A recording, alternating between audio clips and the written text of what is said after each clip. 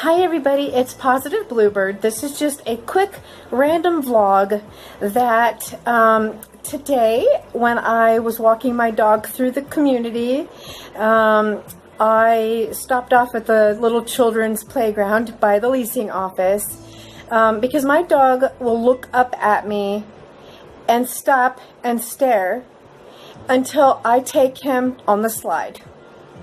Yes, I have to climb up those steps on the children's park and go down the slide with him in my lap. And then after that, there was about maybe 6 or 7 little ones. They're all, I think, maybe 6 or 7 years old.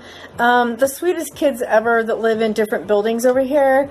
And they always come running up and take a liking to Yorgie. And I think that's so sweet. So today we were standing on a stump from an old tree that the housing authority had chopped down maybe about a year ago, amongst maybe 4 or 5 that were really old, rotting, sapped, and dead. And one of the boys was asking about the rings inside the tree trunk, and we all started counting, and I taught them that typically that's how you tell the age of a tree. And they all were mesmerized. And inside the tree trunk, it was kind of rotting, so it was going way down into the ground. So we were all like curious what was way down in there. Then we started talking about other trees and nature. And we looked down, and I said, sometimes I like to pick up a few rocks here and there, you know, around the community or at a park, or, you know, if I'm at the doctor's office. And I find a beautiful rock, I usually will pick it up, clean it off, and collect it. Well, we found like a gold mine, practically, and these kids were so mesmerized by the little jewels, if you will, that we found down below near the tree trunk, and I'm going to show you.